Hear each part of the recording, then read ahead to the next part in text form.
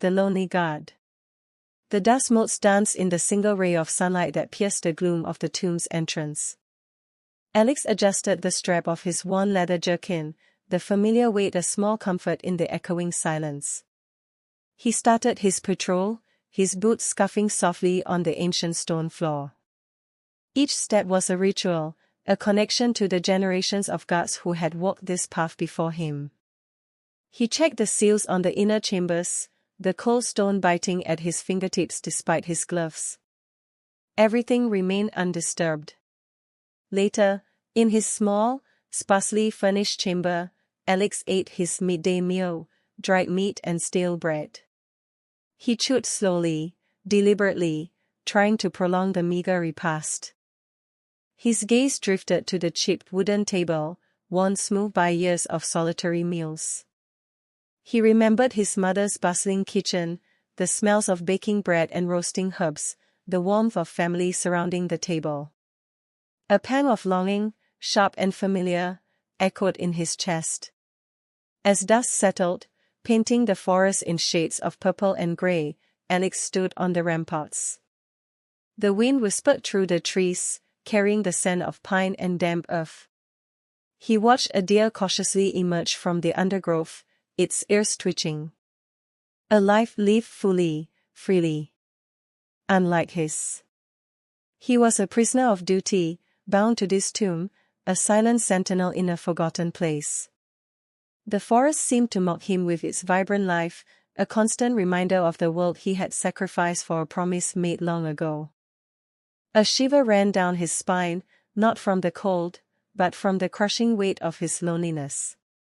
He wrapped his arms around himself, seeking a warmth that wouldn't come. A sparkle in the woods. Lily tossed and turned, the scratchy wool blanket doing little to soothe her restless spirit.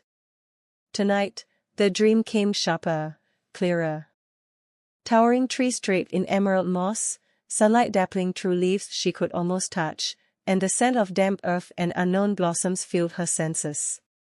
Beyond the orphanage walls, life pulsed with a vibrant energy she could only imagine within the confines of her narrow cot. The creak of the floorboards was her signal. Sister Agnes's snores, a low rumble, were consistent. Lily slipped from the bed, her bare feet silent on the cold wood. Past the rows of sleeping girls, past the looming portrait of the orphanage's founder, a stern-faced woman who surely never dreamed of emerald forests. The back door, usually bolted tight, yielded to her persistent fiddling with a rusty hairpin. The forest breathed around her. Towering oaks clawed at the twilight sky, their branches intertwined like skeletal fingers. An owl hooted in the distance, a mournful, lonely sound that only spurred her on. She pushed through a tangle of thorny bushes, their prickles a small price to pay for freedom. Deeper she went, drawn by an unseen force, until a small clearing opened before her. And there it was. A sparkle, faint but undeniable, emanating from the heart of an ancient oak. It pulsed with a soft, inviting light, a beacon in the deepening gloom, promising secrets and adventure. Lily took a hesitant step closer, her heart pounding a frantic rhythm against her ribs. Caught in trouble. The stream, a ribbon of liquid diamonds, beckoned Lily deeper into the emerald embrace of the woods. Sunlight dripped through the canopy, painting shifting patterns on the mossy banks. She hadn't meant to wander so far, but the gentle gurgle of the water and the promise of hidden wonders proved too enticing. The air grew cooler, laced with the earthy scent of damp soil and pine. Then she heard it. A small, whimpering sound, thin and reedy, cutting through the usual forest symphony. Lily froze, her hand instinctively reaching for the small knife she kept tucked in her belt. She followed the sound, pushing aside ferns with cautious steps. There, nestled at the base of a towering oak, was a bear cub. It was tiny, no bigger than a large dog, with clumsy paws and a coat of shaggy brown fur. Tears welled in its dark eyes as it whimpered again, a heartbreaking sound that tugged at Lily's heartstrings. Oh, you poor thing, she whispered, kneeling slowly. The cub flinched but didn't run. Where's your mama? Lily reached out a tentative hand, offering it palm up. The cub sniffed it cautiously, then nuzzled its wet nose against her skin. It was warm and surprisingly soft. With a sigh that was almost a sob, it leaned into her hand, seeking comfort. Lily stroked its fur gently, murmuring soothing words. It had to be lost, she reasoned. Or worse. She couldn't just leave it here. She had some dried berries in her pack. Maybe she could coax it to eat something. She reached for her pack, never taking her eyes off the vulnerable creature. The mother's fury. A low growl, guttural and menacing, vibrated through the trees. Lily froze, her hand still outstretched towards the cub. It wasn't the playful sound of a cub, but something primal, something filled with a possessive rage that made the hairs on the back of her neck stand on end. The earth trembled. Branches snapped like twigs as a massive shape, a wall of fur and muscle, burst from the dense thicket. The air grew thick with the musky scent of bear, amplified tenfold. It was the mother. Terror seized Lily.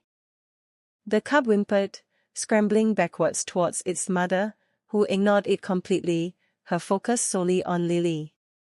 Dark eyes, burning with maternal fury, locked onto hers. This wasn't a curious animal.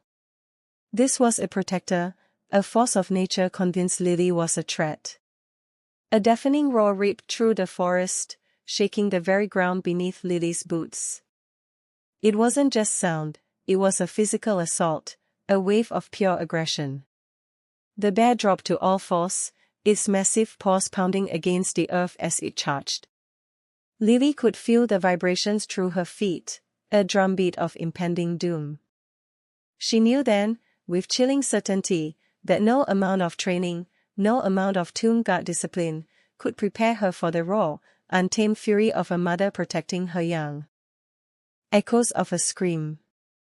The wind shifted, a cruel hand twisting through the trees, and carried a sound that ripped through Alex's focus. Lily. A scream, sharp and laced with terror, clawed at his eardrums. It was a sound no child should ever make, a sound that bypassed reason and went straight for the heart.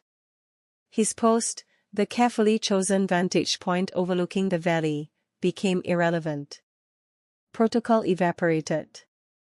Every cell in his body screamed one word: Lily. He didn't think, didn't plan. He moved. The forest floor blurred beneath his boots as he sprinted, branches whipping at his face, the scent of pine and damp earth filling his lungs. The scream had come from the north, deeper into the woods, towards the shadowed hut where the ancient pines stood sentinel. His hand tightened on the grip of his sidearm. He drew it in one fluid motion, the cold steel a stark contrast to the sweat slicking his palm. The safety clicked off with a quiet sneak, a sound amplified in the sudden, expectant silence that had fallen after the scream. He scanned the trees, his eyes darting from shadow to shadow, every nerve on high alert. The playful forest of moments ago was now a menacing maze, each rustle of leaves a potential threat, each snap of a twig a warning. He had to be ready. For anything. Between girl and beast. Lily was a statue carved from fear. Hunched low, hands clamped over her ears, she didn't even register the sound of Alex crashing through the undergrowth. All she could see was it. The bear, impossibly huge, a mountain of fur and muscle that reeked of earth and something else, something primal and terrifying. Its breath puffed out in white clouds in the frigid air. Hey! Furball! Alex roared, the sound ripping through the tense silence. He wasn't thinking, just acting. Years of training, of facing down threats both human and otherwise, snapped into focus. He had to buy Lily time. Time to run. Time to something. The bear's head snapped towards him, its small, dark eyes locking onto his. The change was instantaneous. The lumbering indifference vanished, replaced by a focused, predatory glare that made Alex's blood run cold. He knew, with a sickening certainty, that he'd just become the main course. He spread his stance, feet shoulder-width apart, hands raised, palms out. A pathetic gesture, he knew, against such power. He could feel the tremor in his legs, the frantic hammering of his heart against his ribs. The air crackled with anticipation. It smelled like pine needles and impending doom.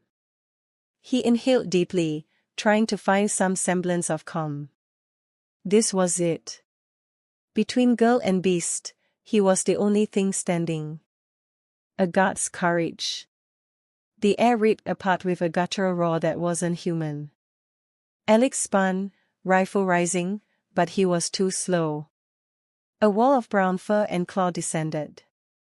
Pain exploded in his left arm as the bear swiped, tearing through leather and flesh. He stumbled back, dropping the rifle. The world swam, red blooming across his vision. Ilara screamed, a high-pitched, fragile sound swallowed by the bear's renewed fury. Panic threatened to overwhelm him, but then a sliver of memory surfaced. His grandfather, a wizened trapper, sitting by the fire. Animals, boy, they respect strength, even if it's a lie. The bear lumbered closer, teeth bared, spittle flying. Ilara was huddled against the stone wall, eyes wide with terror. He couldn't let it get to her. Ignoring the searing pain in his arm, Alex drew himself up, channeling every ounce of fear and adrenaline into a primal scream that echoed through the clearing.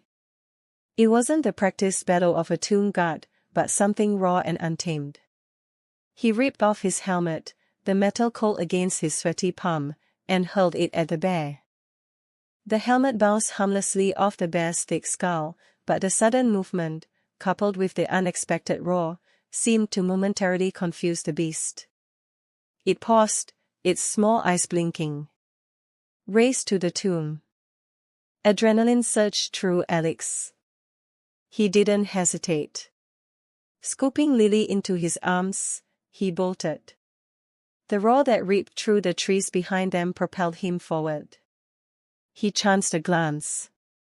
The bear, a hulking mass of fur and fury, was gaining on them, its claws tearing chunks out of the earth with each stride. Hold on tight, Lilybug, he gasped, weaving between ancient pines. The forest floor was a treacherous tapestry of gnarled roots and fallen branches. His boots slipped on the damp earth, sending a jolt of pain through his ankle. He stumbled, nearly losing his balance, but Lily clung to him like a limpet, her small arms wrapped tight around his neck. He pushed onward, the air burning in his lungs. The oppressive silence of the ancient woods was shattered by the bear's enraged bellows and the thud of its paws. Up ahead, he saw it, the crumbling stone archway that marked the entrance to the tomb. Hope flared in his chest, a fragile ember against the storm of fear. With a final burst of speed, he reached the archway, Lily still clutched tight. He kicked open the heavy, iron-bound gate and shoved Lily inside, scrambling in after her. The metallic clang as he slammed the gate shut echoed through the forest, followed by a deafening thud as the bear hurled its weight against the barrier. The ancient metal groaned but held. They were inside. For now. A new purpose. The dim light filtered through the tomb entrance, enough for Alex to see the angry red scrapes on Lily's knees and arms.